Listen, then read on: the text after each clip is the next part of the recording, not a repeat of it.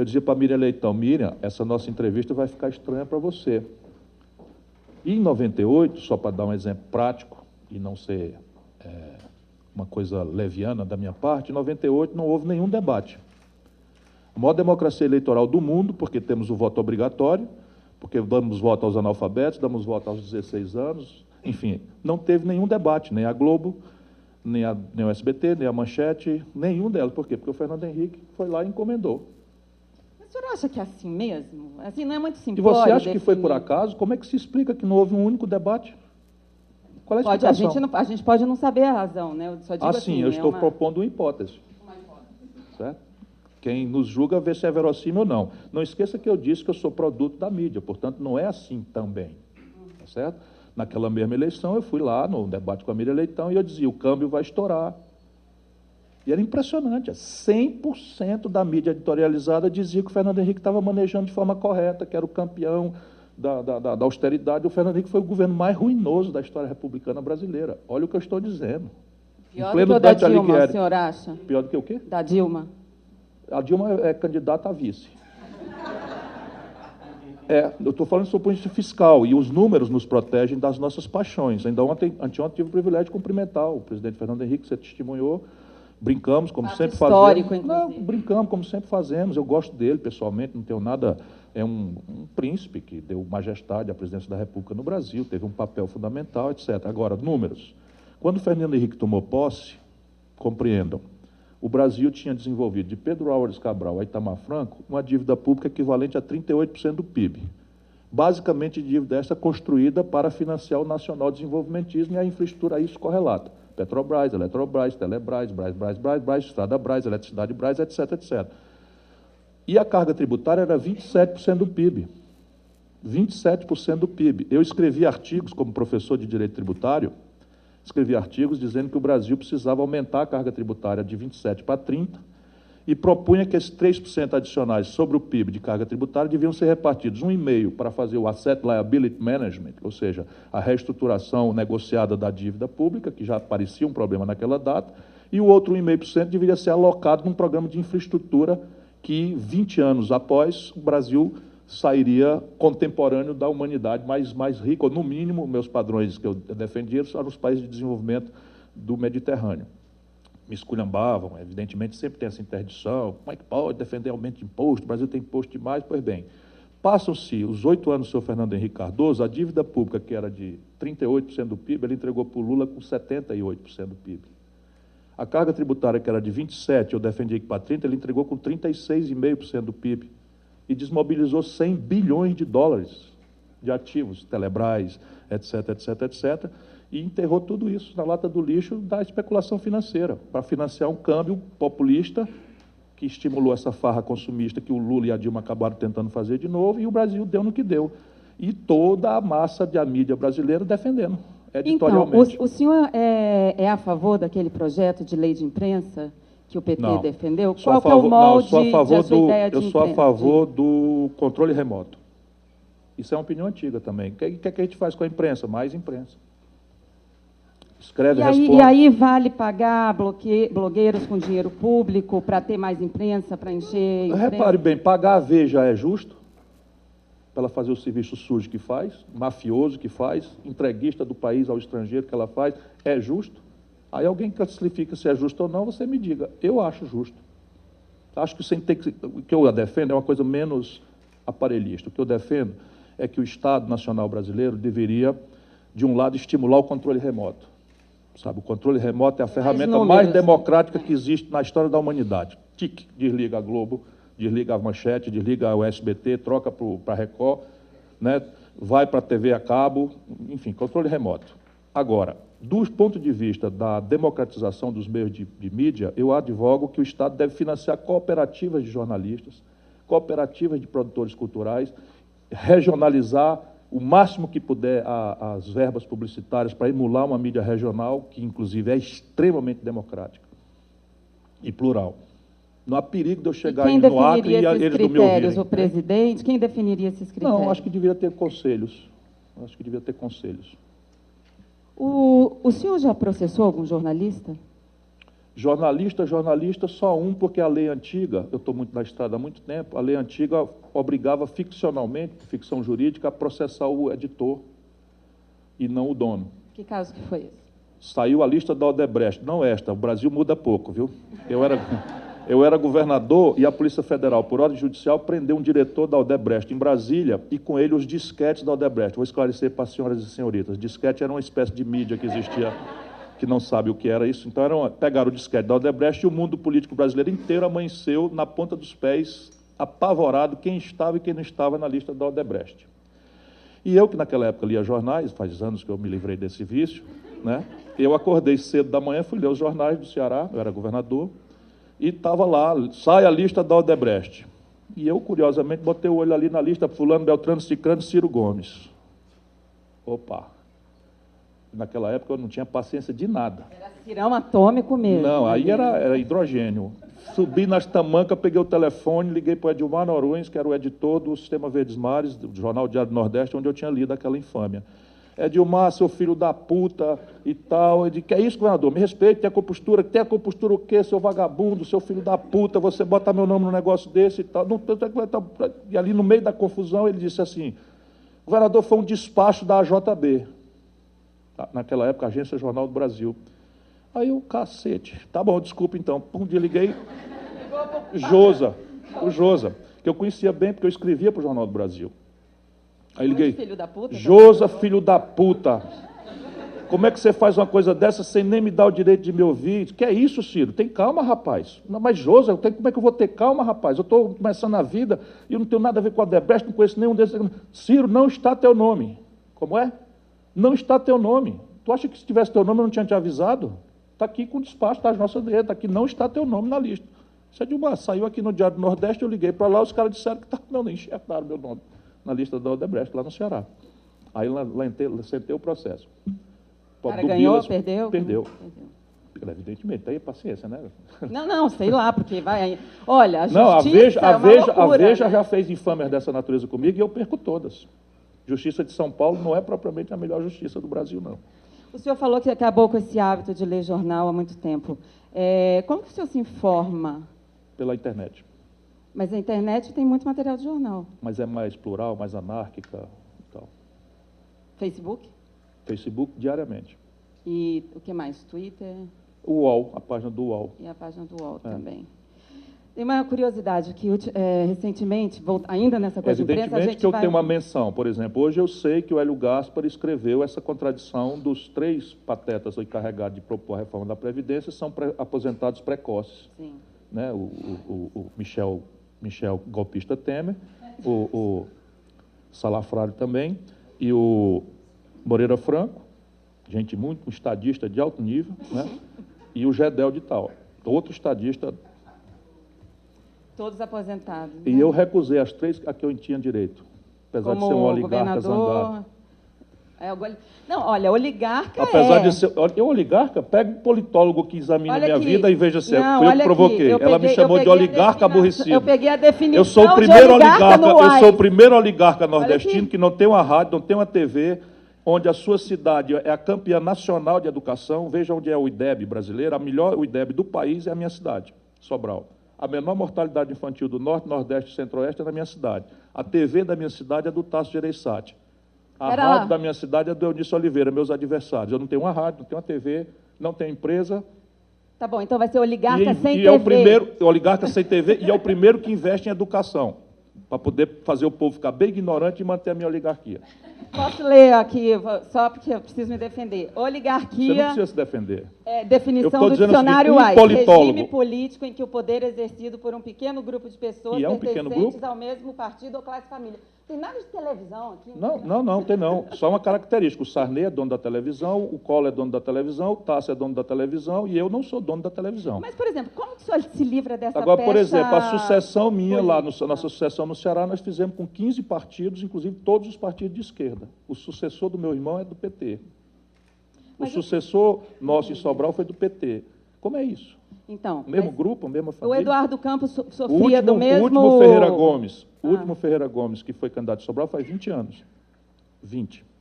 E agora? Agora ganhamos um Ferreira Gomes. Vou explicar quem é. Tem o mesmo título do Barack Obama. Meu irmãozinho mais novo tem o mesmo título do Barack Obama. Ele é Master of Law na Law School de Harvard e com os mesmos professores do Barack Obama 3 anos depois. Apenas. Eu vi o vídeo da comemoração de quando ele ganhou. E eles estavam fazendo um brinde por o imperador. Pois é. Olha aí como olha a Veja, onde é que ela viu a Veja. Eu saí na madrugada para ir trabalhar em Fortaleza. Meu irmão não bebe, esse dito que ganhou. Não, não é negócio do vinho, não. Não, mas você leu isso na Veja. Aí um grupo de amigos dele tomou lá um vinho, que eu não sei qual é, porque eu também não bebo vinho, né? E a Veja botou, irmão de Ciro Gomes comemora a eleição, ou não, amigos de irmão de Ciro Gomes comemora a eleição com vinho de R$ 3.500. Olha onde é que eu vou parar. E brindam o imperador. Ao imperador? Sim. Essa eu não vi. O imperador, no caso, sou eu. Ah, sim. Aquele nosso artilheiro da seleção também era. É. Tá mal ele agora, né? Bom, vamos sair um pouco da imprensa e ir para o tema. O senhor já se candidatou à presidência 2 vezes. E na minha matéria, que a gente se falou em 2007, o senhor tinha se candidatado em 98 e 2002. O senhor falou uma frase que era assim: ainda bem que eu não ganhei aquelas eleições. Eu não estava preparado. Em que o senhor está diferente agora? Eu estou mais maduro, mais tolerante. Olha, por que as pessoas riem? Claro, porque estou mais maduro, não estou dizendo que eu estou absolutamente tolerante, não. Eu chamei o Eduardo Cunha de ladrão, assim, a 4 metros dele, quando a população brasileira não sabia quem era o Eduardo Cunha. Isso pode ser um ato de irascibilidade, pode ser um ato de três louquices, ou pode ser um ato de indignação de uma pessoa que tem informação e que se sente uma obrigação moral de confrontar essas coisas. Escolham. Eu chamei de ladrão porque ele é ladrão. Hoje me parece que ninguém duvida mais. Eu chamei o Quércia de ladrão. Eu denunciei que o Banespa estava sendo assaltado e o Banespa me processou. Aí depois o Banespa quebrou. Isso, eu estou há 36 anos na luta. Nunca respondi a um inquérito sobre malversação de dinheiro, nem sequer para ser absolvido. Agora, eu escolhi o combate na política assim. Então é o seguinte, como é que se faz com elegância a confrontação desse tipo de coisa? Olha, ontem tivemos o João Dória aqui, que não... É um elegante. Que é um elegante, não respondeu nada assim... Aí o Brasil vai ter que escolher esse tipo de elegância ou a minha elegância. Aí ganhou em primeiro turno. Eu sou capaz de dedilhar umas frasezinhas em francês aqui, sair de Sobral falando francês. Fala uma, por favor. Je ne parle pas français. Muito bom. Moi non plus. Muito eu bom. arranho um inglesinho razoável. Entendeu? Mas eu acho que a gente se expressa para os outros entenderem, não para a gente se exibir. Mas eu digo assim, é o fato dele Eu fui visiting scholar nessa dita Law School de Harvard, a convite deles. Tinha uma sala no prédio dos professores e foi a Veja, mandou lá um repórter que está aí agora comandando, chama Petri, ficou todo encabulado comigo no jantar. Eu também sou convidado para os jantares aqui e tal. Você viu eu fazer alguma mal educação? Peguei o talher direito? Não fiquei reparando não, viu? Se eu tivesse pego, você tinha reparado.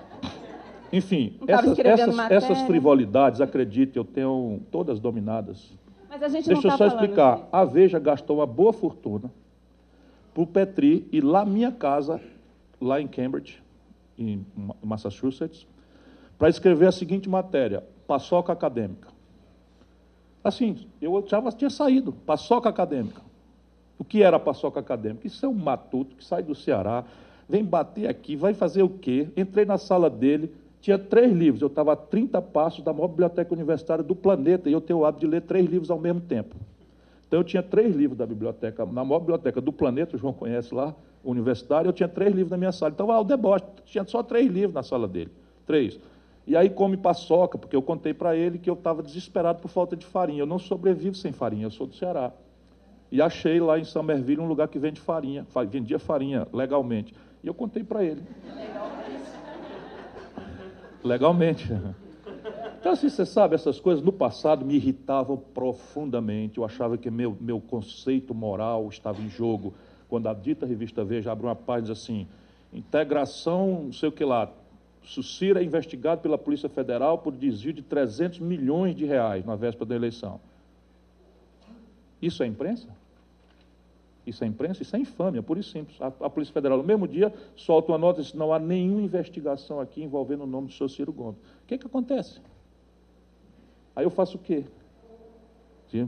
Imprensa, liberdade de imprensa. Não, esse tipo é um mafioso, né? De terceira geração, é gangster. E eu conheço por que eu estou dizendo isso. Vão lhe processar agora. É hein? mais um, mas é gangster. Ó. Conhece Olha a história aqui. da mulher do piolho? Que moeda? Não conhece a história da mulher do piolho? Eu quero saber que meus filhos outro dia pegaram. A mulher do piolho, assim, tem a ver com uma metáfora nordestina sobre teimosia. A mulher dizia: piolenta, ele batia nela, e ela: piolenta, ele espancava, piolenta, e tal. Ele pegou e resolveu afogar lá. Assim sou eu. Mas olha só, essas suas frases, as que são bem diferentes do João Dória, lhe valeram muitos processos, inclusive alguns aqui, e eu me lembro da matéria, o senhor não podia tirar dinheiro no caixa eletrônico, porque o José Serra tinha bloqueado suas contas. E agora Justiça de São Paulo, só explicando, uma Justiça de São Paulo me declarou revel, porque figura desconhecida do país, domicílio incerto e não sabido, fui citado por edital num fórum de São Paulo, como se eu fosse rigorosamente uma pessoa que não se sabe onde mora, domicílio incerto, e pelo seguinte desatino criminoso que eu cometi. Um jornal gratuito que se distribui aqui, chamado Metro, sei lá, teria eu dado uma entrevista para eles, que eu não lembro, dizendo que o Serra não gosta de pobre, preto, e se for nordestino, pior ainda. Eu morro tesinho dizendo que o Serra odeia pobre. Se for nordestino, ele morre teso e não gosta mesmo. Eu conheço ele de longa data. Eu conheço ele de longuíssima data. Olha a minha condenação, minha conta. Pois é, mas agora o senhor está... Agora eu tenho, sabe quantos processos do Eunício Oliveira? Tesoureiro nacional do PSDB, que já está na Lava Jato, que tem R$ 1 bilhão de contratos com a Petrobras, R$ 1 bilhão dados pelo senhor Lula e pela dona Dilma. Citação, 300 milhões uma empresa chamada Manchester, eu denuncio tudo isso. E ele faz o quê? Ricão me processa com 50 processos diferentes, para quê? Para me constranger, para pagar advogado. Eu vi aqui, 70 mil ele está pedindo para o senhor, né? Não, por um. Por um. Tem 50 processos. E o Michel Temer também, o senhor foi condenado Michel a Temer, pagar eu chamei ele de 30 mil. golpista, ó.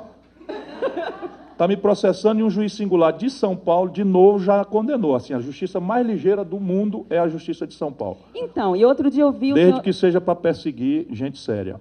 Outro dia eu vi o senhor numa declaração... Repare bem, é razoável se condenar um cidadão político que tem a opinião de que o Michel Temer é um golpista a pagar 30 mil reais porque tem essa opinião? Isso é justiça? Ele vai perder na segunda instância, mas ele é golpista. E salafrário. E misturado com tudo de corrupto da quadrilha do PMDB, porque eu sei do que eu estou dizendo. Vocês podem achar que o Michel Temer é uma figura. Ele não é, não. Eu fui colega dele. Eu conheço a esculhambação do Michel Temer no Porto de Santos há 20 anos. Conta, como é? Você não conhece, não? Mas eu quero que Eu o tenho senhor os conte. documentos. Não, uma cidade... É um horror a minha vida. Lá vai, vou contar. É assim, o cara do Porto de Santos, que operava por Michel Temer, propina, era, vamos dizer, como é a palavra elegante, ele mantinha relação estável com uma senhorita, né, de Brasília. Trouxe a senhorita para morar em São Paulo e, pelas tantas, a senhorita, zangada com ele, resolveu reclamar na justiça o reconhecimento da união estável, a fração do patrimônio a ela devida por essa união estável e uma pensão. E na petição, a senhorita declarou como é que funcionava o esquema e quanto eram as percentuais, quem recebia quanto. E o Michel Temer está lá mencionado. Esse processo nunca foi julgado, sumiram com esse processo, mas antes eu tenho as cópias, todas. E a última vez que o senhor usou essas cópias foi quando? Eu não uso. Tá, só que está ali, né? Eu não uso. As pessoas, por exemplo, sabe aquele dossiê Caimã? Sim. Eu estou na estrada faz muito tempo. Aquele dossiê Caimã, o pastor Caio Fábio me ligou me oferecendo, eu era candidato a presidente. Eu disse para ele: eu não quero. Então vai a cópia. Mandou a cópia para mim. E aquilo ali é o seguinte: o dinheiro existia e a turma forjou documentos falsos para, ao falsear os documentos, falsear o dinheiro que existia mesmo. Olha só, eu vi uma declaração do senhor no site, bombado. Aí o que é que eu faço? Eu Cirão sabendo da dessas Massa. coisas, eu devo ficar caladinho e ser elegante, membro de quadrilha também, por omissão, ou eu denuncio? Não, mas eu ia te perguntar isso. Eu vi nesse seu site, que não é feito pelo senhor nem pela sua equipe, mas é bomba na internet, cirãodamassa.com.br, que o senhor falando numa palestra que seus assessores, ou as pessoas que estão à sua volta, dizem que o senhor tem que ser more presidential. I'm being now. Don't you see it? Olha, 9 anos atrás estava mais, está melhorando, está melhorando. O que o senhor acha... bom, You said.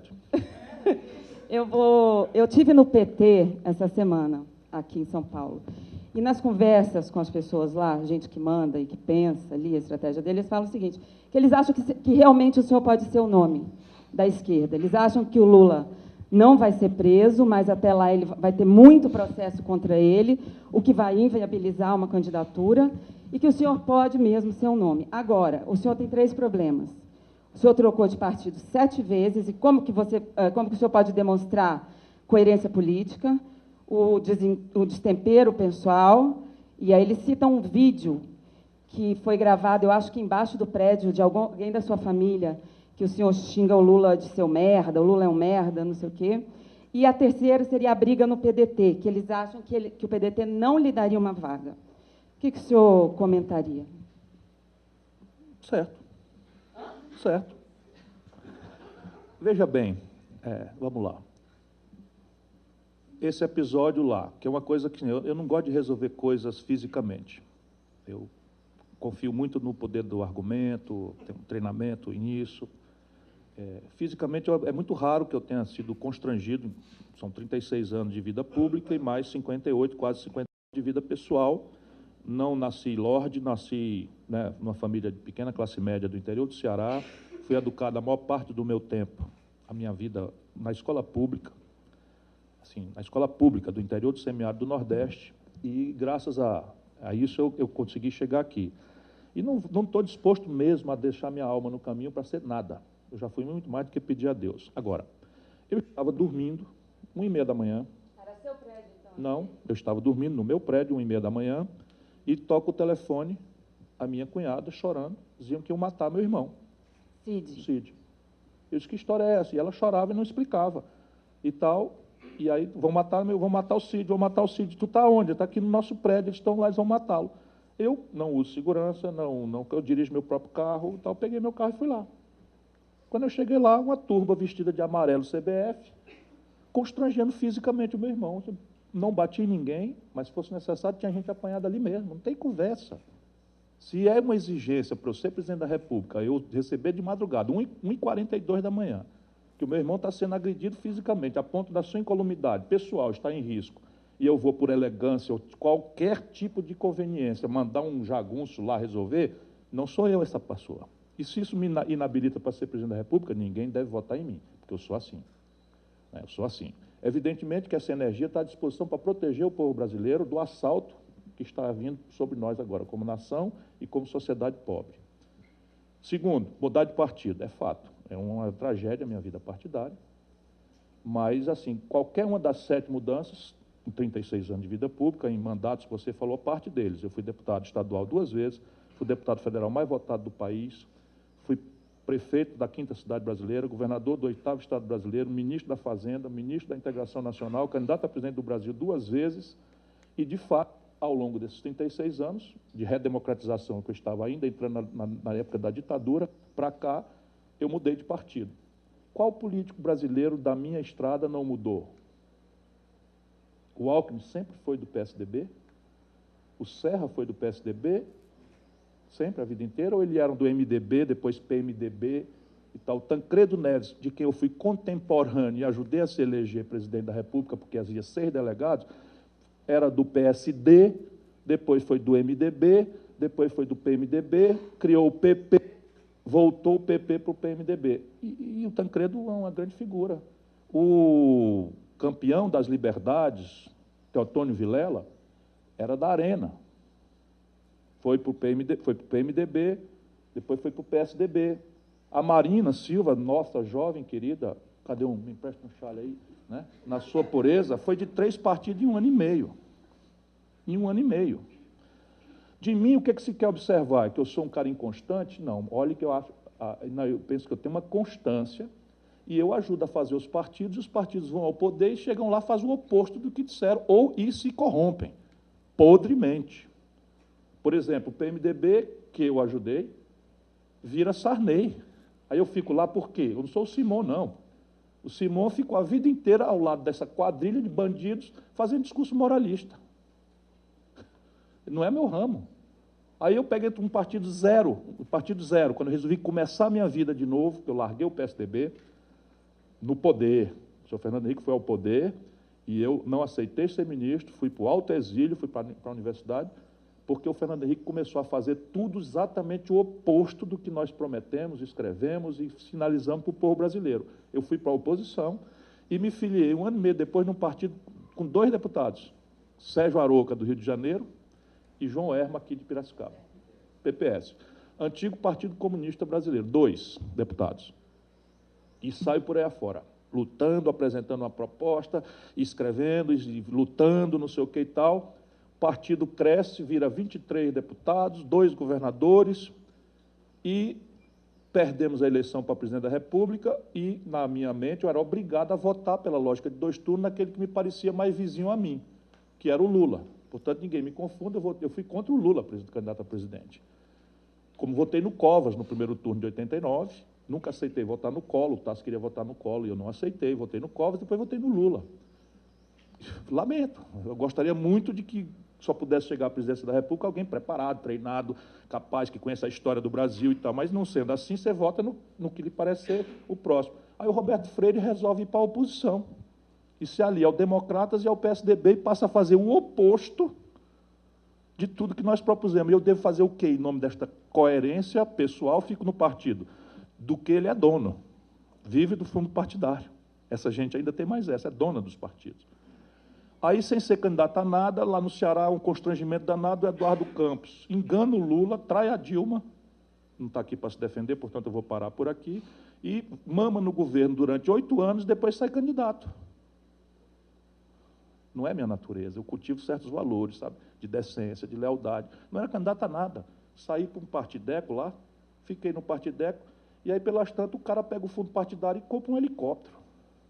E eu vou ficar calado, porque, porra, chega de mudar de partido, cair fora de novo. E vai ser assim a vida toda. Se o partido não fizer aquilo que está escrito, que é o símbolo do meu compromisso, eu caio fora. Lamento, é uma tragédia para mim. Qual é a terceira? Temperamento. Temperamento. Pois é. É isso que temos para oferecer, né? Não, pois, temperamento de quê? Eu fui governador de um estado, 8º estado brasileiro. E não é que eu fui governador, eu fui o mais popular dos governadores, faço um levantamento no Folha. Eu fui prefeito da 5ª maior cidade do país, o mais popular prefeito de capital. No mundo inteiro se procura esses méritos aí para fazer, não essas subjetividades. Agora veja um desatino que eu cometi comandando a economia do país. Fui ministro da Fazenda. Aquilo, o poder do mundo todo. Você, por medida provisória, nós criamos a moeda do país. Criei a TJLP, criei a participação dos trabalhadores nos resultados das empresas. Tudo isso foi eu que fiz.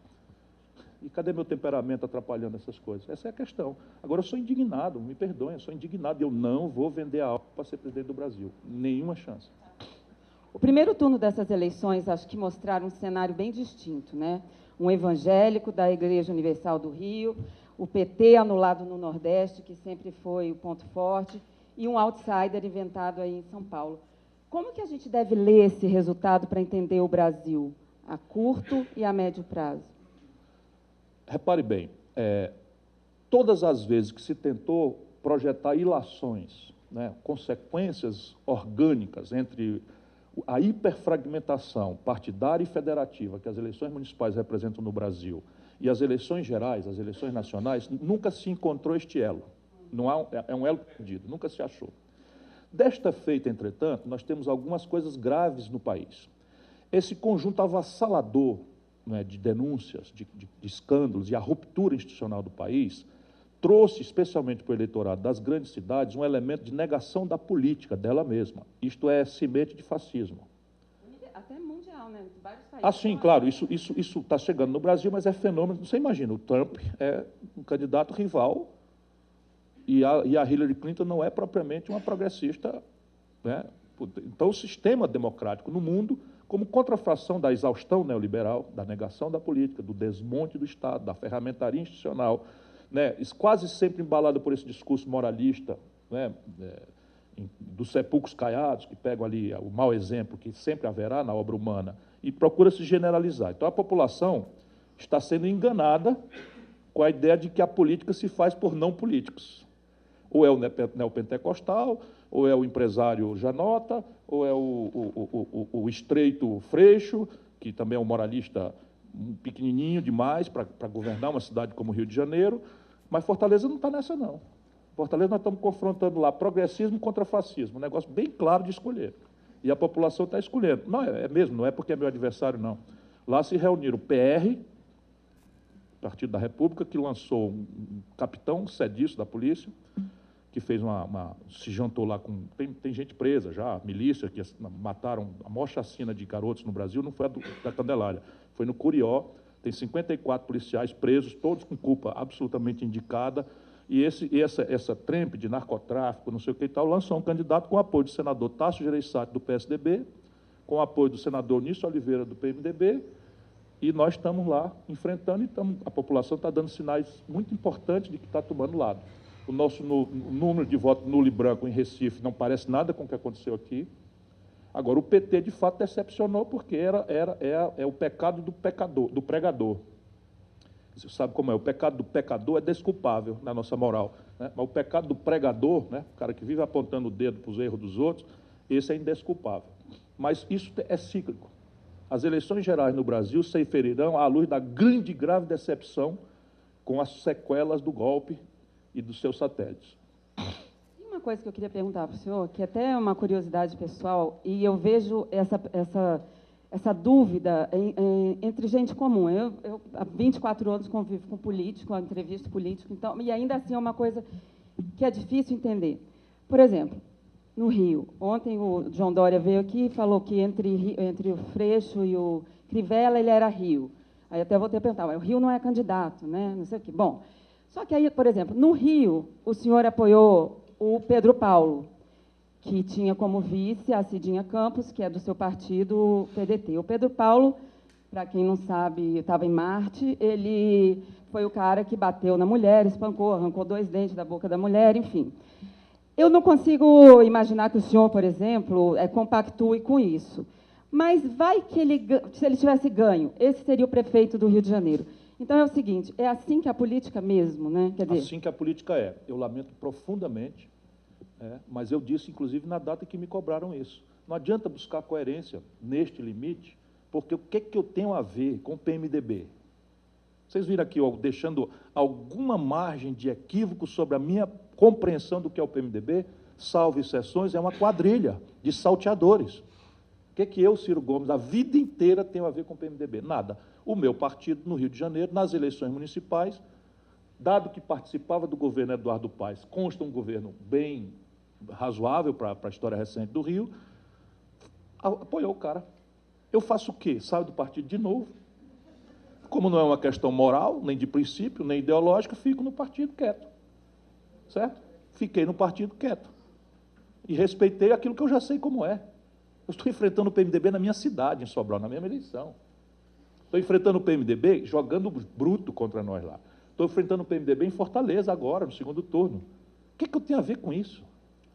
mas o problema não Percebe? é conjuntural, não, meu partido foi, meu né? partido foi, como não é matéria de princípio, e nem é questão ideológica propriamente, porque ali é o seguinte, no Rio de Janeiro, se você me perguntar, vale morrer, era meu voto. Quer dizer, essa opção toda aqui. Você vota em qual? Se vale morrer, eu opto por morrer. Entendeu? Porque é um desastre. Porque o Freixo, no meu moralismo estreito dele, vai me obrigar. Sabe o que está fazendo o pessoal diante desta dicotomia?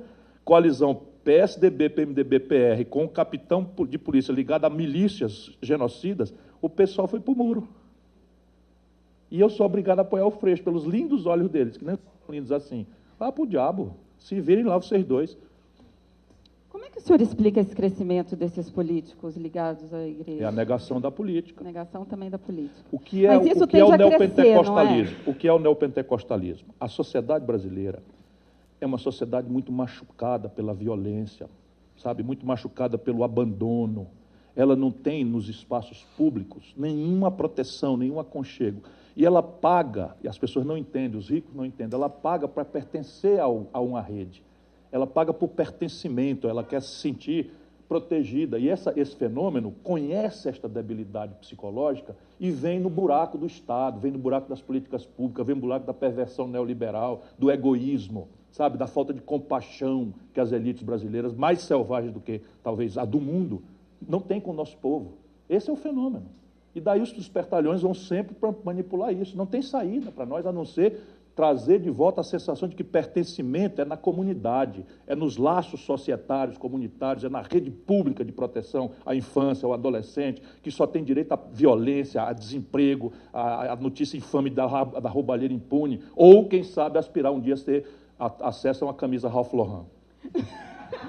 Quer dizer, o senhor, diabo, isso quer dizer muita coisa. Isso quer. E o senhor meio repetiu, fiz uma viagem no tempo. Isso quer dizer muita coisa, muita coisa. Um discurso do PT em 89. O meu? Não, é aquela, né, assim, tipo, de princípios, de tudo que... Isso era o que Daniela, era... eu recebi o Prêmio Mundial de Combate à Mortalidade Infantil no plenário das Nações Unidas. Não me confunda. Não, eu quero dizer, eu não estou falando para o mal, não, eu estou falando para o bem. Numa época em que o PT era Eu já disse, eu votei no Covas no primeiro turno.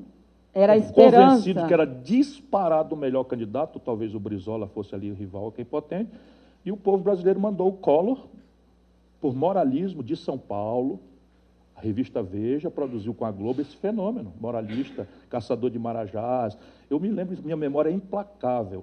Esta manipulação fascistoide produziu isso. Um despreparado, que era o Lula, pela negação de tudo, contra o outro despreparado, ultra-reacionário pelo outro lado. E aí nós fomos obrigados a votar no segundo turno. Eu não me omito, votei no Lula. Felizmente perdi. O PT acabou? Não, bobagem. Democracia não se compraz com o vácuo. E a política não há outra alternativa a ela. Tudo mais é mistificação e mentira. Manipulação. Pois é, mas no caso deles é geni, né? Como é que... O que eu posso imaginar que está num ciclo ending, né? Quer dizer, num final de ciclo, é o Lula.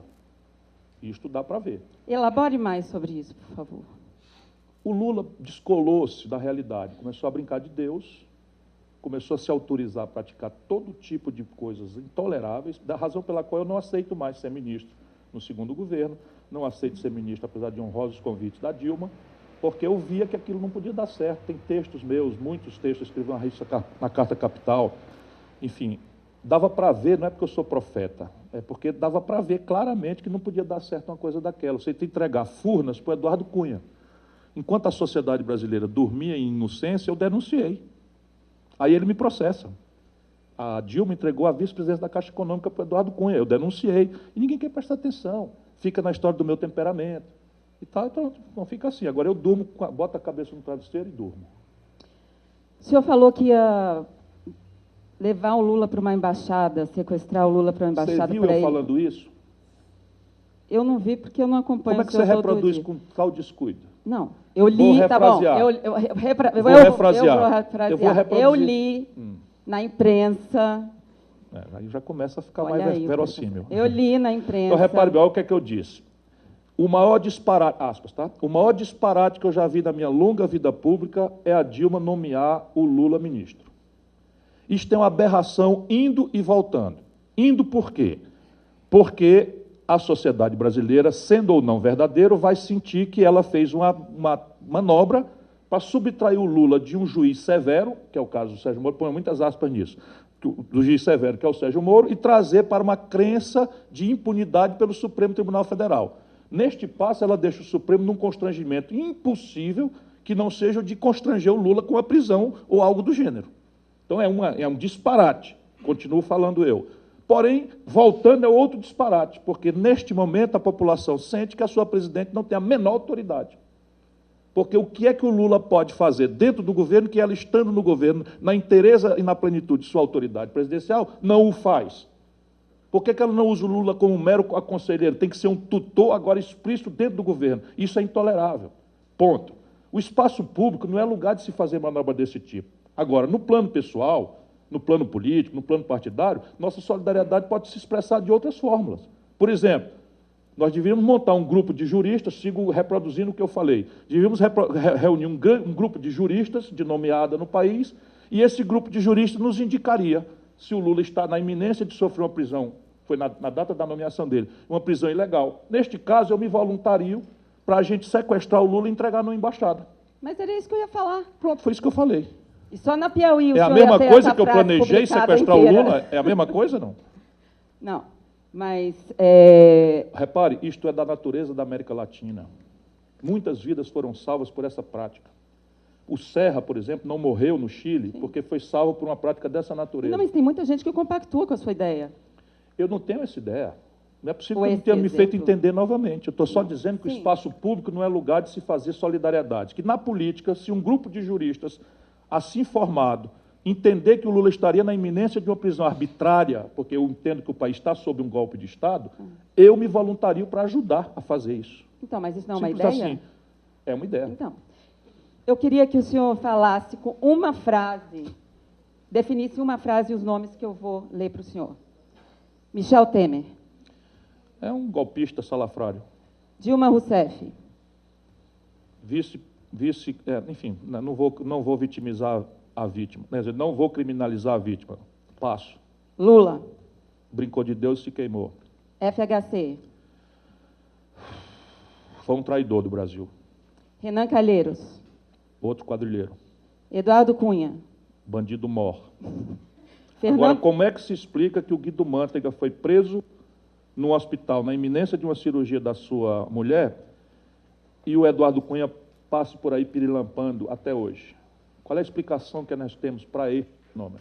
Qual é a sua explicação para esse fenômeno? Justiça vesga. Justiça de classe. 2 pesos, 2 medidas. 10 pesos e 10 medidas. Tem jeito de melhorar isso? Claro que tem, persistir na democracia. Agora, esses procuradores são procuradores tidos como alto nível, entraram em concursos que nivelou por alto o Ministério Público, tinha uma coisa meio de renovação e tal. Onde que deu errado? Foi dar muito... Juventude e palma. Parte, por exemplo, dos meus equívocos, eu conheço bem o fenômeno. Sabe, ser jovem demais, aplaudido demais, dá nisso. 100% das vezes. Igual a arrogância? O quê? Arrogância, sabe, prepotência, exibicionismo e tal. Sendo que na política isso é venial. Na magistratura e no Ministério Público isso é absolutamente grave. Porque repare uma coisa, é simples de entender. Simples de entender, isso, sendo valores universais, eles estão violados no Brasil. São valores universais, fundados ali no humanismo do século XVIII, né, que se cristalizaram em toda a ordem constitucional do mundo a partir da velha França, né, você ter determinados princípios. Então, um dos princípios mais caros ao Estado de Direito Democrático é a presunção da inocência. É a garantia de que você, acusado, terá ampla defesa, contraditório, e só o trânsito em julgado da sentença lhe subtrairá o princípio mágico, humano, que é a liberdade. O princípio é a liberdade. Então, repare bem, um garoto, Dallagnol de tal, mal sabe fazer um PowerPoint, que é PowerPointzinho de baixa categoria aquele, chama a Globo News, eu assisti ao vivo, inacreditável. Aí o cara vai, detona o cara, pá. Modernamente, a pena de morte é a infâmia. Não foi nesse colégio aqui? Não, foi não. Enfim, esse que acusaram coisa, não foi nesse aqui não, foi no outro. Enfim, aí a infâmia toda. Então, o que é o papel do Ministério Público? Ele acusa. Representando os direitos difusos e a ordem jurídica, ele acusa. O juiz recebe a acusação, afirma o princípio da presunção de inocência e abre o contraditório e a defesa se explicita. Produzem-se as provas e a primeira instância julga. E a gente tem que ter, ainda pelo princípio maravilhoso da liberdade, você tem que ter um duplo grau de jurisdição. Se eu vou lá e destruo a moral, porque o político, o homem público, vive da fama. Você vive do monômio que você tem ou não tem na comunidade. Aí você paga, esculhamba o cara, detona o cara, e se amanhã ele for julgado inocente, sabe o que é que cabe? Uma milionária indenização para o Estado pagar. Isto é o que o senhor Dallagnol produziu. Ou a nulidade do processo se o cara for culpado, sabia? Sabe o que deu a Satyagraha? Nós nos divertimos muito, fomos catarticamente iludidos pela Operação Satyagraha. O procurador da DAPCA não era hein? O Protógenes, né? Aquelas coisas dele. O delegado, né? Era o Protógenes, que hoje é delegado. foragido da Justiça Brasileira, ninguém nem sabe. E o procurador está expulso da Procuradoria, que era aquele... Luiz Fernando? O bicho era absolutamente... Luiz Francisco de tal e não sei o que e tal. O Daniel Dantas, culpado desde o anel do dedo mindinho até a última flor do cabelo, inocentado pela Justiça, porque todas as nulidades e arbitrariedades foram praticadas contra ele. Justiça boa não é essa justiça espetaculosa. Justiça boa é severa, serena, silenciosa, ninja, pá, irrespondível. Está condenado porque está aqui, ó, prova feita, assegurada a ampla defesa, você vai pagar a cadeia. Não, estão deixando tudo aí caminho de nulidade. É só a imprensa passar a prestar atenção em outra coisa, vão todos livres e pirilampados com atestado de inocência, sem selos. A imprensa tem culpa nesse processo dos procuradores? Culpa, André, culpa é um juízo católico da nossa moral dominante. Eu não estou falando disso. A imprensa é naturalmente leviana. Quem não pode sê-lo são as instituições. A imprensa é descartável. Se ela amanhã desmente, não faz mal nenhum. A infâmia deveria ser punida com mais severidade. Mas essa coisa que o senhor falou, quer dizer, você tem uma justiça que, como diz o próprio juiz Sérgio Moro, para situações específicas, né, medidas específicas, ele diz isso... Quem pensava isso tecnicamente, com grande elaboração teórica, chamava-se Benito. Mussolini. O nome Mussolini, Então, mas aí hoje Por teve uma que é notícia... que a direita fascista brasileira está apaixonada pelo Sérgio Moro? Por quê? Por que é? Está direito isso? Qual é a diferença entre justiçamento e linchamento? Qual é a diferença? Qual é a diferença entre a concepção de bandido bom é bandido morto do Bolsonaro e aquilo que se faz com pessoas que têm presunção de inocência violentada pela infâmia, na boca de autoridades exibicionistas?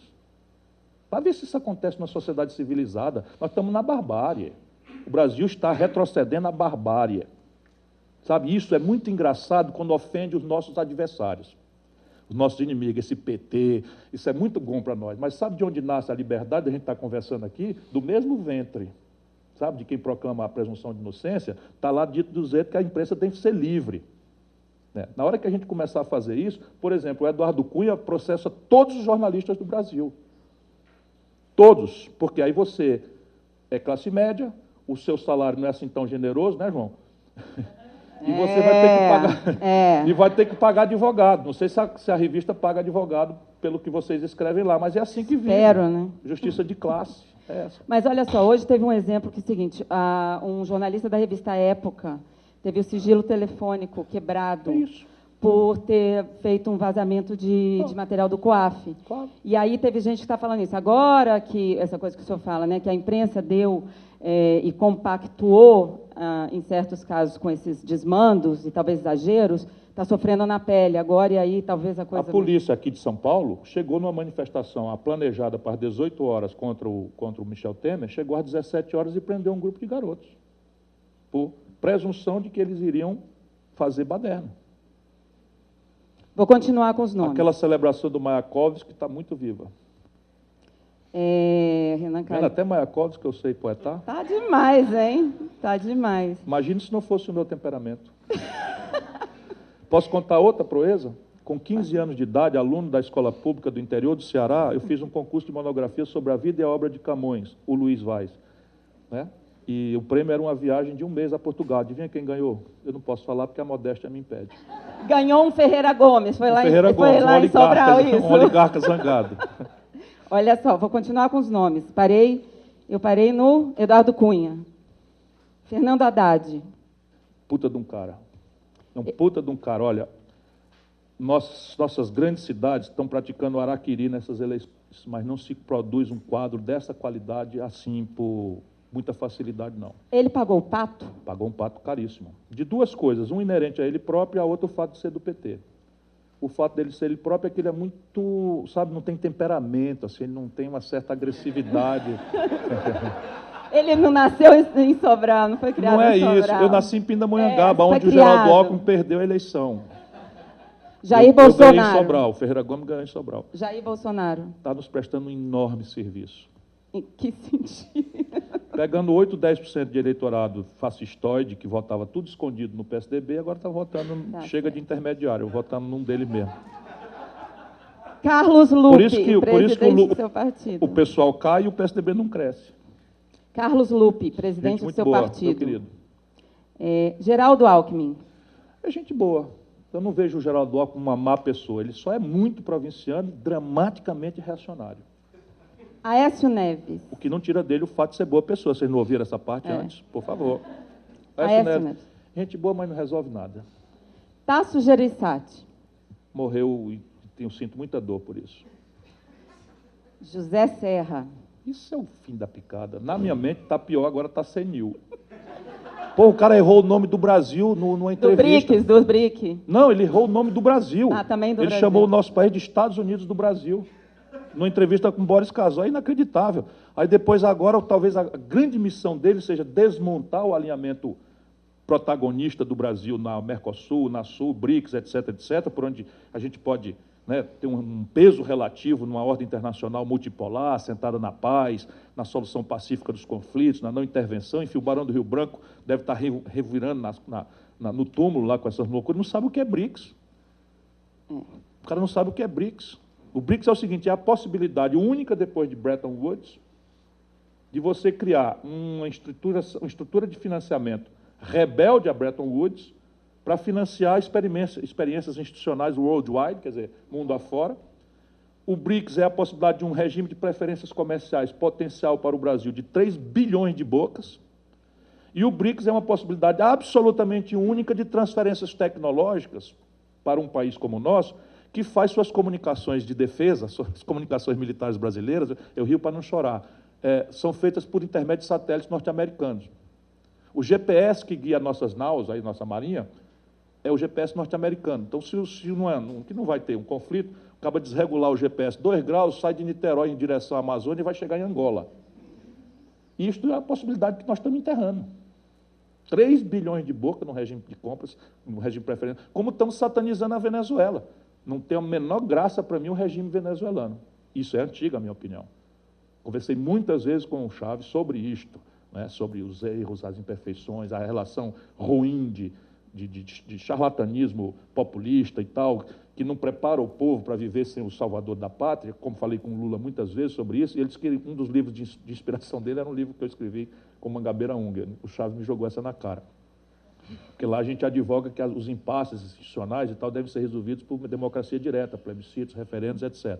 Pois bem, mas a Venezuela, em relação ao Brasil, ano passado, ano 15, deve 5 bilhões de dólares superáveis para nós. Assim, simples assim. Bilateralmente, é um dos países mais generosos no superávit em vantagem do Brasil de todo o mundo. E nós estamos sem embaixador deles aqui, pelas grosserias do Serra. Bom, enfim, o Serra é um desastre. E um último político aqui para o senhor comentar, Ciro Gomes. Eu sou um cara bem intencionado. Sou bem intencionado. O senhor chama o impeachment, fala que houve um golpe. E eu queria comentar, entrar nesse assunto por uma outra porta. O Brasil está quebrado, com a recessão, e isso, claro, são razões que pesaram para tirar a presidenta. Mas a parte da esquerda defende essa coisa do preconceito de classe, que a elite nunca engoliu, e aí o negócio do aeroporto, o negócio de PEC da empregada, questões culturais e de comportamento muito intrínsecas ali, e que a classe média, aquilo ali foi mortal. Qual o peso que o senhor acha que teve isso, na verdade? Isto é caricatura que se tenta, existente, que se tenta extrapolar para o nonsense, não tem nada a ver. A Dilma caiu consequência de três questões absolutamente óbvias. Primeiro, uma questão internacional. Qual é a questão internacional? O governo Dilma e o governo Lula, e o primeiro momento do governo Dilma, cevou-se numa popularidade assentada numa onda de consumo infinanciável, e que se financiou porque um ciclo absolutamente inimitável a futuro de preço de commodities deu o dinheiro para isso. Eu trabalhei na CSN até o impeachment. A gente vendia uma tonelada de minério de ferro em 2014 por 190 dólares. Em 2015, nós chegamos a vender por 38. O custo de produção nosso é um dos melhores do mundo, 35. Ou seja, toda a mineração média, pequena, do mundo quebrou. E o Brasil deixou de vender a 190 para vender a 38. Quando nós fizemos a lei de partilha, eu ajudei, fiz um discurso lá dizendo que por menos daquilo o Mossadegh tinha caído. Está lá nos jornais da Câmara. Esse é o meu problema, eu gosto de estudar um pouco. O Mossadegh foi o primeiro-ministro do Irã que fez uma coisa parecida lá. E na época o mundo era mais truculento, então hoje agora se faz pela propaganda, pela desconstituição, pelas grandes manifestações em cima de pretextos corretos a propósito. Pois bem, nós vendíamos um barril de petróleo por 110 dólares. Quando a Dilma caiu, estavam vendendo a 30. E assim soja, milho, etc., etc., não caiu tanto, porque é comida, mas caiu 17% em média os preços. Então, resultado, você teve uma fratura exposta, porque nós temos no nosso balanço de pagamentos de industrial, nosso modo de viver, nossa busca equivocada de felicidade pelo consumismo, isso a humanidade vai ter que reaprender, se reespiritualizar, isso é uma coisa que eu ando especulando para um novo livro que eu estou com ele na cabeça. Mas, enfim, enquanto isso, o nosso modo de viver, a nossa busca equivocada de felicidade está referida a um padrão de consumo que é assentado na indústria. Indústria essa que nós não temos. Nós não temos celular, nós não temos eletroeletrônico, 80% do valor de um carro parado ali de fora são importados, os novos materiais, os meios de diagnóstico médico, as drogas, a química fina, tudo é importado. Quando a gente segrega o balanço de pagamento do Brasil entre industrializados que nós vendemos para fora, industrializados que nós trazemos de fora para dentro, dá um buraco de 120 bilhões de dólares, que a gente pagava com esses preços artificialmente altos dos nossos produtos de baixo valor agregado. Quando esses preços sumiram, ficou infinanciado. Então você tem uma explosão do câmbio. E aí vem a segunda questão. O câmbio é um preço relativo que nós lá no real aprendemos. Em vez de fazer tabelamento, congelamento, que não funciona, a gente aprendeu que há um preço relativo que contamina praticamente todos os outros, que é o câmbio. Porque o povo não compra dólar, mas come pão e pizza. E pão e pizza é trigo, trigo é dólar. O povo não compra dólar, mas anda de ônibus. Passagem de ônibus é diesel, diesel é dólar. O povo compra remédio, remédio 78% da química fina que nós usamos, dólar. Então, na hora que você teve um desequilíbrio nas contas externas monstruoso, você tem uma pressão de valorização do câmbio, você traz uma alta de preços, que não é propriamente inflação, João. Não é propriamente inflação isso é uma mudança de patamar relativo de preço, once for all. E contra isso, taxa de juros não tem o menor efeito. E aí nós entramos na segunda razão, uma política totalmente estúpida de buscar combater uma miragem de inflação como se for uma inflação de demanda. O país estando com 34% de capacidade instalada ociosos, você atira com taxa de juros. Não mexe na taxa de câmbio, a não ser pela arbitragem doentia de trazer dólar de fora para dentro, como o Meirelles está fazendo, para apreciar o câmbio, destruir o resto de indústria nacional que nós temos, porque é inviável a 3,20, a 3,18, o país não sobrevive, a sua indústria vai acabar de se acabar, o epicentro é São Paulo, enquanto todo mundo bate palma para essa estupidez, o epicentro da crise é que nós vamos ter 15 milhões de desempregados este ano, daqui para dezembro. E a violência vai explodir este ano. E não adianta achar que carro blindado, segurança armado, cerca elétrica de 2 metros de coisa vai resolver o problema. Não vai resolver o problema. Vamos lá. A Dilma, então, ao invés de politizar isso, resolveu mentir para o povo. Não, mentiu para o povo na eleição.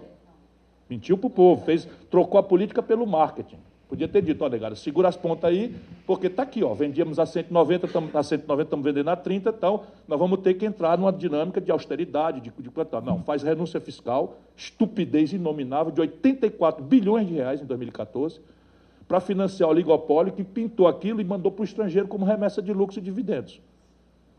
O mundo todo em crise, as matrizes fizeram subfaturamento no Brasil, e foi só a indústria automobilística, no ano de 2014, fez 7 bilhões quase de dólares de remessa de lucro, para financiar um consumo que não aconteceria. Renúncia fiscal para apropriação do oligopólio. E o dinheiro, aí vem a questão fiscal. E aí qual é a questão fiscal? O juro vai ser quase 600 bilhões de reais esse ano, e com esta brincadeira, a receita despencou. Quebraram o Rio, quebraram Minas Gerais, quebraram o Rio Grande do Sul e mais 14 estados. Não tem peruano que aguente. Em cima disso, a novelização do escândalo, que ela reagiu mal, muito mal, porque o Lula tinha uma psicologia com o povo. O Lula mais ou menos dizia, eu repito isso sem dizer, mas a psicologia é assim, ó, eu tenho que fazer aqui uma negociata com os engravatados para eu tirar alguma coisa para vocês. Então não pegava nada no Lula. Eu estava lá na crise do Mensalão, era ministro. Não pegava nada, porque eles diziam, não, o Lula tem que se acertar com os caras mesmo, porque ele está fazendo o salário mínimo sair de $76 a poder de compra para 320. Isso todo mundo sentiu no bolso. O crédito saiu de 15%, 17% do PIB para 50%. Todo mundo sentiu no bolso. A rede de proteção social, porque aqui não se dá muito valor, esconjurou a fome na seca do Nordeste. E isso é real. E a Dilma retrocedeu tudo isso. E tentando fazer acordo com o lado oposto a ela. Perdeu o seu lado e jamais teria a confiabilidade do outro. É muita coisa. Aliás, se cercando de uma equipe de 8ª categoria. Se o senhor fosse presidente hoje, o que o senhor faria amanhã? Ia para uma igreja rezar. Repare, isso é um perigo de dizer, porque governar não é o que a imprensa supõe. Essas coisas que cabem no lead da matéria, não sei o que e tal. Governar é mais ou menos aquele número do circo que o camarada malabarista bota um prato para rodar, outro prato, e a beleza e os aplausos vêm quando todos os pratos estão rodando numa velocidade harmônica e nenhum deles cai. Mal comparando, é o que você tem que fazer. Agora, qual é a diretriz? A diretriz de um projeto que eu acalento, estudo, consulto a inteligência brasileira, agora tenho o privilégio de pessoas importantíssimas estarem me ajudando a entender essas coisas. Basicamente é o seguinte, a ideia do Brasil é que nós precisamos celebrar um novo projeto nacional de desenvolvimento. Cada palavra dessa significa uma coisa. Projeto supõe recuperar a capacidade de coordenação, de planejamento, o que não significa necessariamente ser uma coisa estreita, estatista. Mas é preciso que a gente cumpra no Brasil a premissa civilizatória de êxito do mundo inteiro. Isso é o que eu ando estudando. Será que, me perguntava intelectualmente, por detrás desta Babel, né, de línguas, histórias e revoluções e guerras civis e de institucionalidades as mais várias, me perguntava, vai? Lembro essa família, é muito justo. Viu? Não foi nenhuma coisa que eu desagradei aqui, não, meu temperamento. Foi aquela parte lá eu da sei, imprensa. só porque eu estou com medo do meu temperamento, percebe? Não, obrigado, viu? Tá vendo? Ó, jornalista gostando do temperamento, ó. Tá ótimo.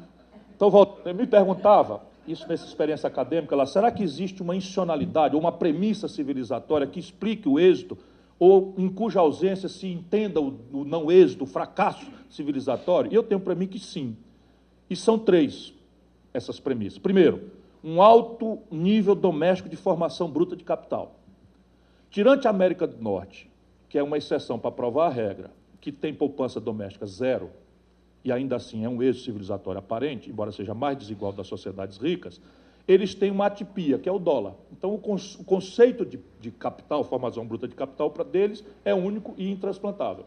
Eles emitem o dólar contra o PIB do mundo, não tem inflação doméstica por causa disso, a reserva de valor da China é o dólar, a reserva de valor do Brasil é o dólar, por enquanto eles vão navegando, mas já há um grande debate entre os pioneiros da academia americana sobre quanto tempo mais se sustenta fora de uma prepotência militar e de um domínio tecnológico, ainda bastante centrais, quanto mais isso se sustenta. Tirante isso, não há experiência civilizatória que seja assentada em poupança dos outros.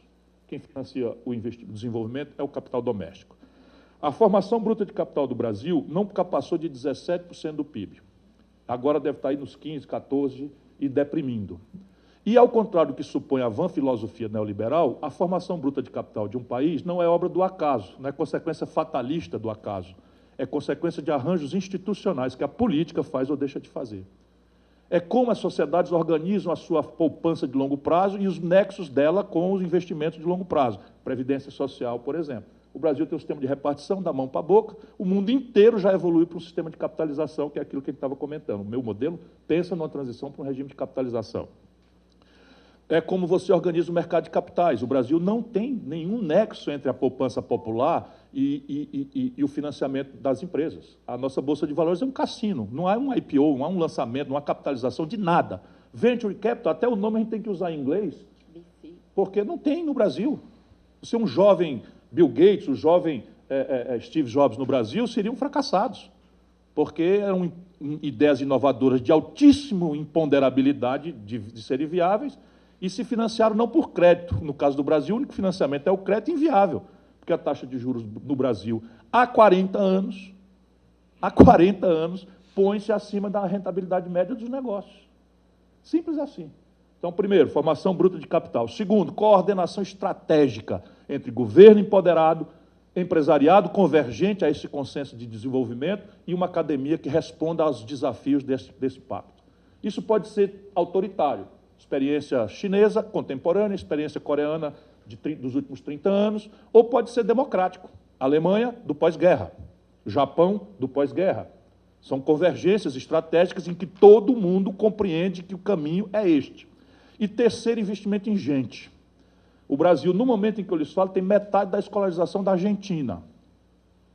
Menos da metade da escolarização de Cuba. E o papo furado no mundo. Por isso que o negócio de coisa... Nós estamos apostando nos 70, das 100 escolas melhores do Brasil, 77 estão no Ceará. Isso não é por acaso. Mas olha, o senhor citou a Alemanha e a Argentina, países desse tamanho, né? Imagina nessa loucura. Não, estou falando da China. Sim, mas a China tem um seguinte, governo ditatorial ali, né? O experimento civilizatório depende dessas três premissas. Parece que esse é o traço comum ao êxito civilizatório. Formação bruta de capital alta. China, 45%. Alemanha, 34%. Coreia do Sul, 40%. Brasil, 15%, 14%. Segundo, coordenação estratégica. O laissez-faire nunca levou país nenhum do mundo a nada. Isso não quer dizer que eu abomine ou não dê valor ao mercado. Claro que o mercado tem um valor inestimável. Mas é papel do mercado, por exemplo, resolver a equação do hiato tecnológico do Brasil? Qual foi a nação do planeta que assumiu qualquer tipo de protagonismo ou papel intermediário no mundo em que o domínio tecnológico alcançado não tenha sido produto de uma convergência estratégica do Estado, do setor público, com o mundo empresarial e a academia? O Brasil tem um problema sério de escala. Vamos acordar, gente querida. Se nós vamos arbitrar nosso viver escolhendo bom, bonito e barato, esse bom, bonito e barato, sem qualquer ordem outra de indagação, é produzido com juro dramaticamente barato, é produzido com ponta tecnológica e é produzido em mega escala. Porque a convergência da China ao mundo é isso.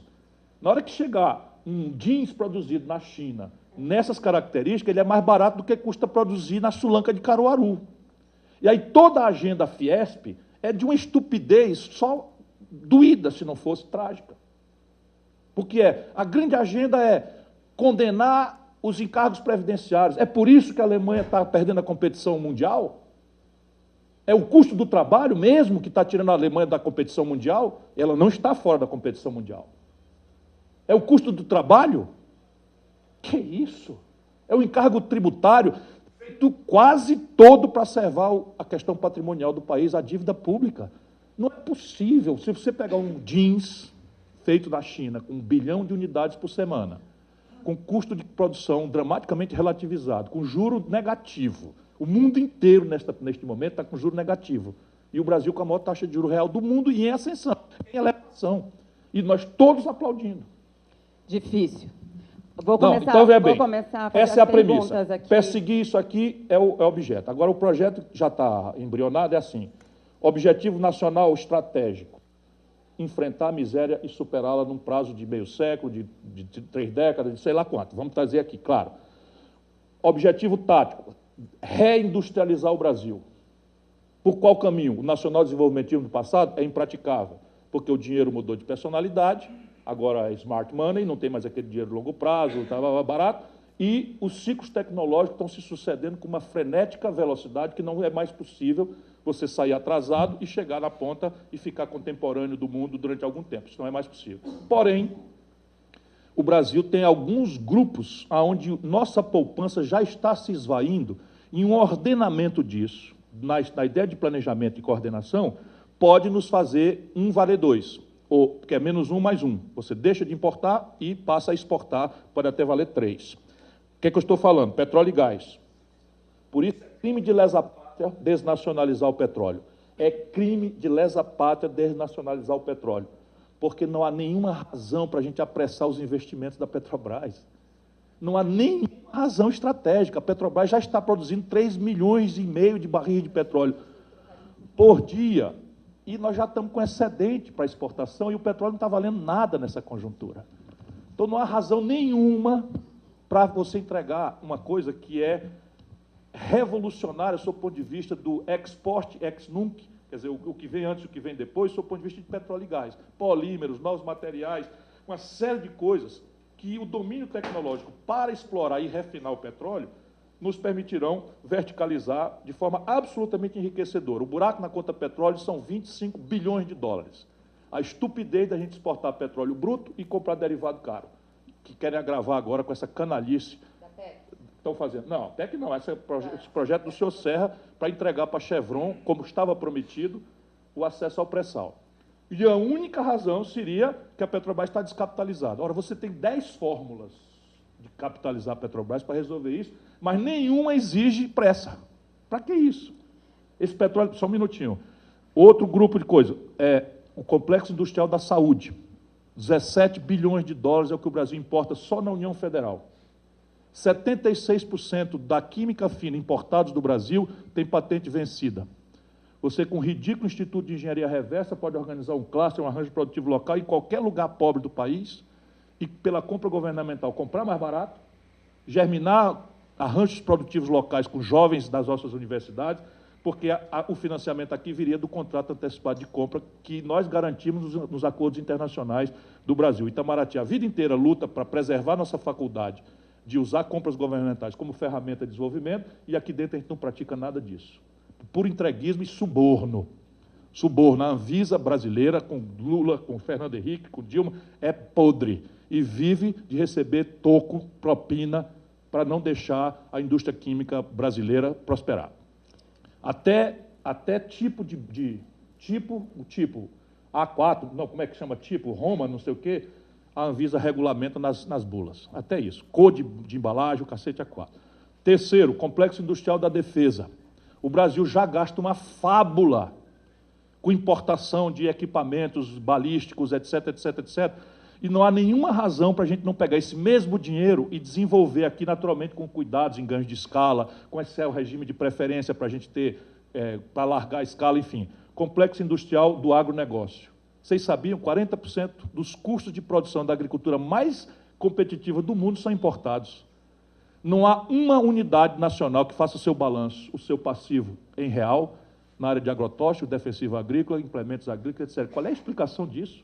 O máximo de agregação de valor que o Brasil faz em soja é esmagar, que é um processo mecânico. Todas as esmagadoras são multinacionais. Peraí, deixa eu só falar uma coisa. É patriotada? Não é patriotada, é que isso gera um negócio chamado passivo externo líquido. Ou seja, o Brasil está pagando em dólar com dólar que não tem. O resultado prático é um estresse permanente, crônico, definitivo sobre o valor da nossa moeda, que tende a se desvalorizar, que, por sua vez, por essa via de transmissão, vai para a inflação, que, por sua vez, por essa estupidez inominável que o Fernando Henrique colocou em vigor, numa madrugada, aperreado, né, que é o negócio do inflation target, que aqui tomou o nome de meta de inflação, e de superávit primário apurado de forma imbecil, e não que eu seja a favor de qualquer déficit, sou campeão em superávit, e câmbio flutuante, a serviço de uma manipulação consumista e não de um esforço de parcimônia de produção. Esse é o problema. Tá, então deixa eu te perguntar agora, a plateia mandou várias questões aqui. Vou tentar ser mais breve. Não, mas a minha pergunta foi o que o senhor faria, o senhor deu sua direção ali. Só não sei como botar isso em prática com o Congresso, com as coisas, com os outros problemas. Vamos falar sobre isso? Esse ceticismo eu não aceito. Quando foi que o Brasil avançou? Não, eu não aceito esse ceticismo porque ele é criptoconservador. Isso quer dizer uma coisa, que ou eu me entrego para o Eduardo Cunha e sua banda, e sua quadrilha, mas são eleitos por outras pessoas. E o Itamar fez? Qual o acordo que o Itamar fez? Era outro Congresso. Não, era o Congresso da Aldebrecht, o Congresso dos Anões do Orçamento. Não, senhora, era o mesmo. Está gravado porque o Lula deu o protagonismo e a hegemonia ao lado bandido. Foi o Lula que fez isso. O Fernando Henrique, por exemplo, não botou um canalha na sua vice. O Lula botou um canalha na vice da Dilma. Isso o Fernando Henrique jamais fez. Porque o Fernando Henrique tem veleidades republicanas. Quem foi o vice dele? Um conservador honesto, honrado, homem de Estado, Marco Maciel. Qual foi o vice do Lula? Zé Alencar, um homem de Estado, honrado, decente, conservador, maravilhoso. Aí o Lula pega e nomeia um picareta vice-presidente da República e aceita, na segunda linha de sucessão, outro picareta, chefe de quadrilha. Esse é o problema. Quando nós demos hegemonia ao lado bandido da política que sempre existiu. E qual é a solução? Foi bom para o Brasil? Deu certo? O que dá certo é outra coisa. É você diminuir a promessa e, na hora que houver um confronto essencial, você botar o povo na jogada. Isso é o que funciona. Mobilizar, o que é difícil botar também. O povo na jogada. A Consuelo, da revista Piauí, ela pergunta para o senhor. O senhor chama o impeachment de golpe, mas qual a diferença entre o impeachment do Collor e o da Dilma? Basicamente, no impeachment do Collor, eu estava lá protagonizando, inclusive, era governador, nós conseguimos achar o crime de responsabilidade personalissimamente praticado por ele. Evidentemente que foi uma coisa pequena em relação ao tamanho do problema que estava acontecendo. Qual seja, nós demonstramos o nexo causal doloso, não é, de dinheiro sujo de campanha ou de corrupção para comprar um Fiat Elba testemunhado pelo motorista. Nós fizemos o nexo, demonstramos.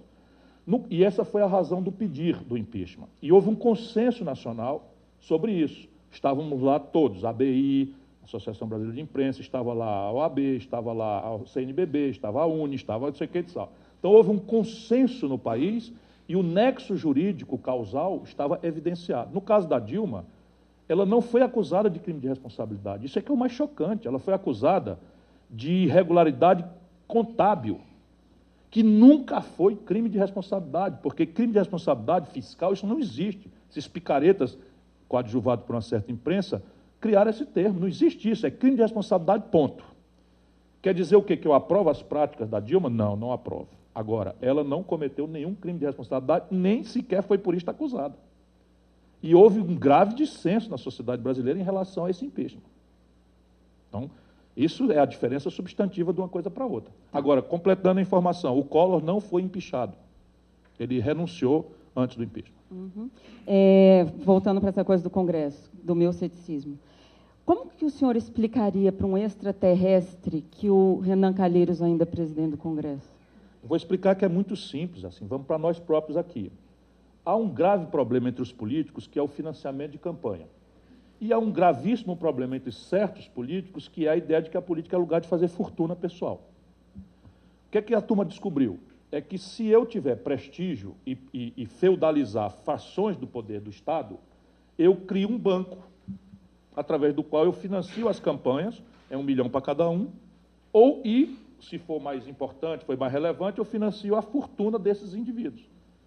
E aí nós tivemos alguns impasses na história brasileira, recente, né? O Fernando Henrique, por exemplo, só precisou comprar voto para a reeleição. Qual foi a reforma que o Fernando Henrique propôs que precisava dessa maioria de 3/5? Para a gente dizer assim, não, vamos lá, o Abraham Lincoln consta que terá subornado congressistas norte-americanos pela abolição. É histórico isso. Abraham Lincoln terá subornado, e a vida pública é cheia disso. Há uma crônica aí sobre como é que o Brasil anexou o Acre, em que o Barão do Rio Branco parece que andou fazendo coisas pouco publicáveis até hoje, né? Em relação à vida pública, a vida do homem de Estado é complicada, tá? E a moral é pessoal. A moralidade não, a moralidade é um atributo que deve ser controlado por outros, não esperar que alguém seja. Essa é a diferença da moral pública. A moral pública não é individual. A moral pública é um conjunto de regras intransgredíveis e puníveis em caso de transgressão. Porém, não é o caso do Brasil. Toda essa conversa mole de presidencialismo de coalizão é para nobilitar a picaretagem, projeto de poder, de longevidade no poder. Era o do PSDB e é do PT. Porque senão nós somos obrigados a dizer qual é a reforma que o Lula propôs para valer para o país fora a tomada de Três Pinos. Fora a tomada de Três Pinos, qual foi a proposta em 8 anos mais 4 da Dilma que o PT propôs de reforma do país? Que já valia um impeachment por causa desse negócio da tomada de Três Pinos, né?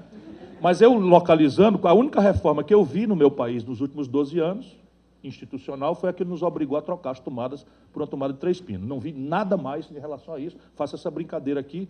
Qual foi que o Fernando Henrique propôs? Para dizer, não, a gente precisava de uma maioria orgânica, 3/5, é preciso fazer concessões, é um país tropical, é um país patrimonialista, cheio de problemas e tal, cheio de político temperamental e não sei o que e tal, precisamos fazer umas concessões aí. Ok, qual foi?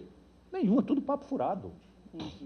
O senhor concorda com essa ideia de que o escândalo do PT na Petrobras é a pior coisa, o pior escândalo que já houve no Brasil? Claro que não. Vou contar um escândalo aqui que nunca saiu na grande imprensa brasileira.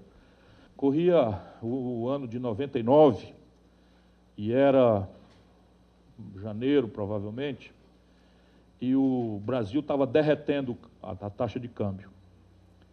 E aí o Fernando Henrique chamou o Chico Lopes, então presidente do Banco Central, na sua residência no Palácio da Alvorada, e convenceu o Chico Lopes de que ele ia continuar no Banco Central e que a política proposta pelo Chico Lopes para o câmbio é a que continuaria oficial.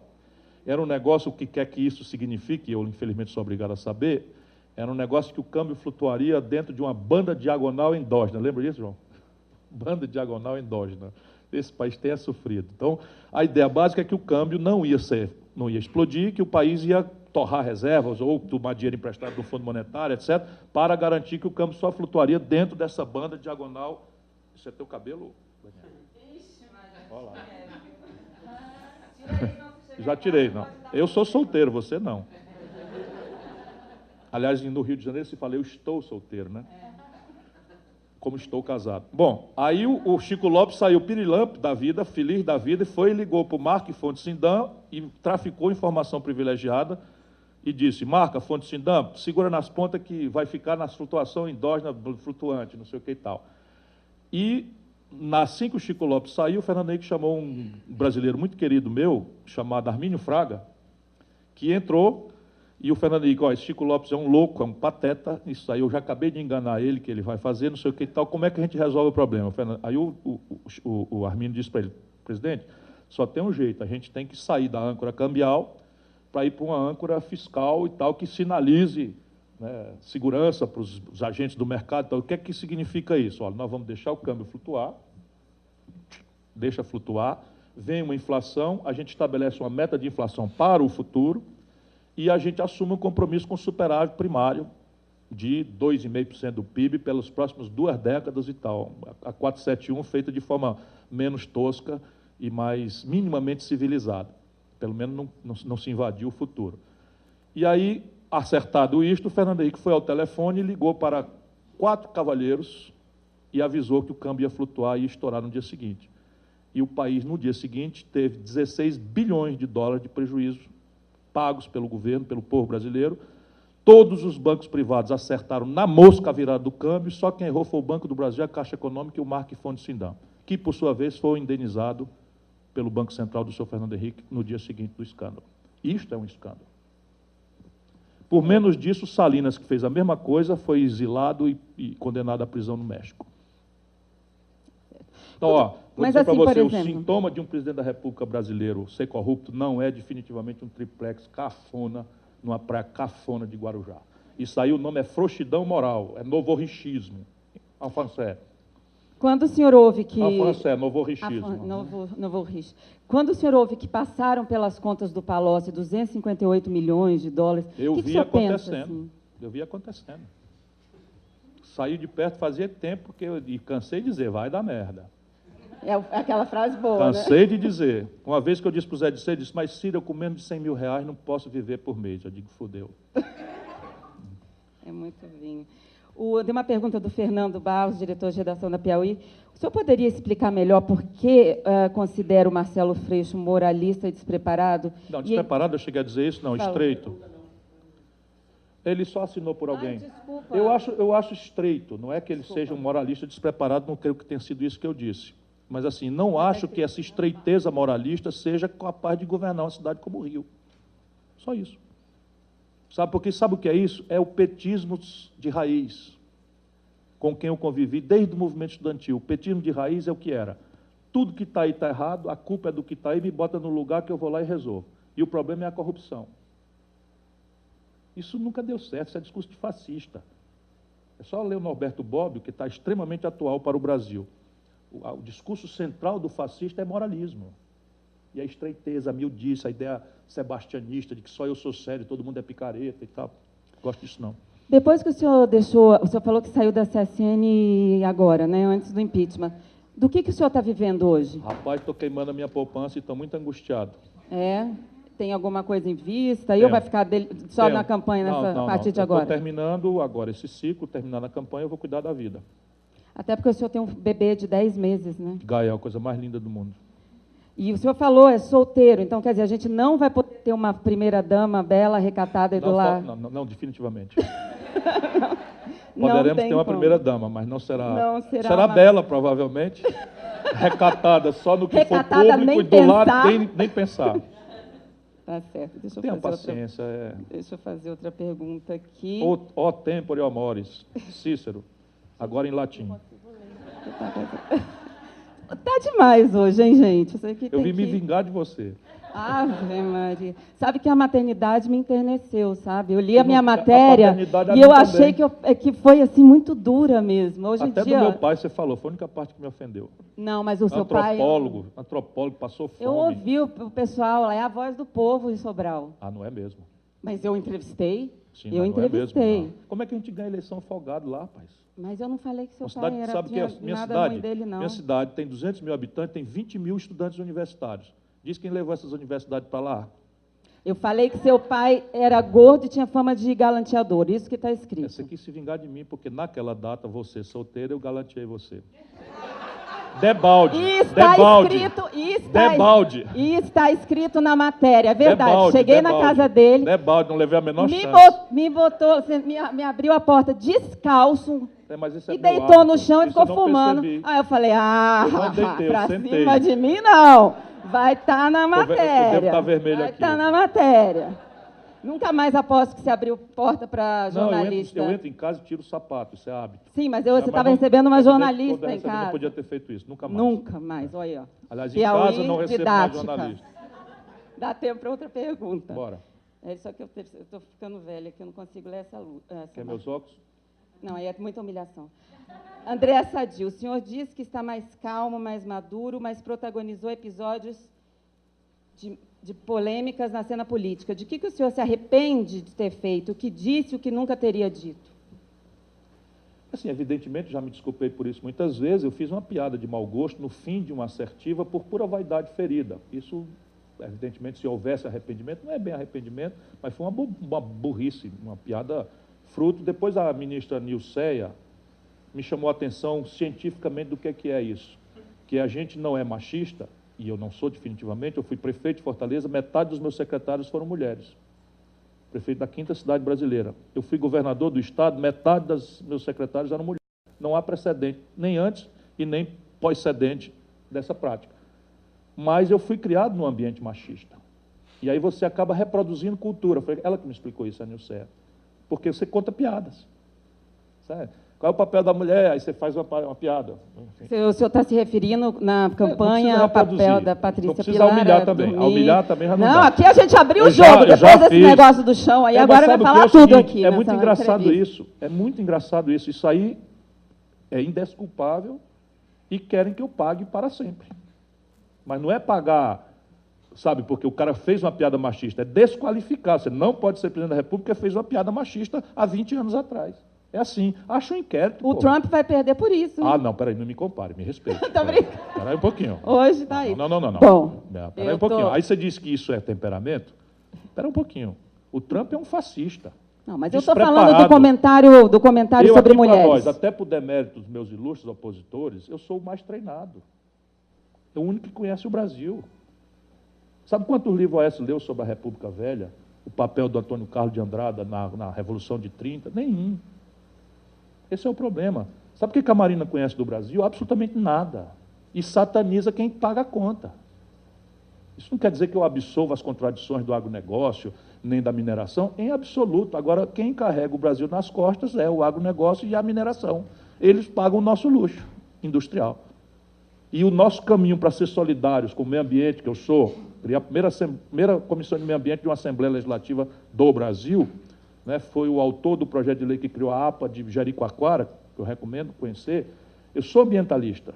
Agora, você fazer vamos dizer, fragmentar o discurso num país que tem a matriz energética mais limpa e barata do planeta. Sabe qual é a matriz energética mais limpa e barata do mundo? A de base hidráulica, porque é uso não consultivo. Você não consome água, ela apenas tem um efeito mecânico de fazer girar a palheta. Agora tem um dano no local da barragem, que você pode mitigar dramaticamente fazendo 1 milhão de coisas, como fizemos brilhantemente agora em Santo Antônio, Giral e Belo Monte. E aí o seguinte, o cara é responsável por não deixar faltar energia no país e uma candidata a presidente da República, minha amiga querida, que não tenho dúvida que gosta do Brasil, não tenho dúvida que é séria, que é boa gente e tal, mas não vou permitir que um debate no Brasil seja assim, em que tem um cara que é do mal, encarregado de não deixar faltar energia por nossos luxinhos, e a outra lá esculhambando, porque é defensora dos frascos de comprimido, dos calangos, do bagrinho, etc, etc. Que isso? Em qualquer país sério do mundo, o cara tem que ter uma compreensão holística da contradição. É preciso dizer como é que vai gerar energia mitigando os efeitos ambientais. É preciso dizer como é que nós vamos garantir escala para pagar as contas do país no estrangeiro e não esmagar a agricultura orgânica de base familiar. Isso é perfeitamente praticável. Em outras bases não moralistas, não católicas, não neopentecostais, enfim, na celebração de um projeto nacional.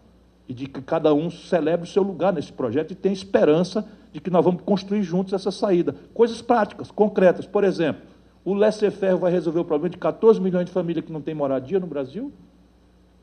Característica básica, vencem essas famílias todas menos de 3 salários mínimos.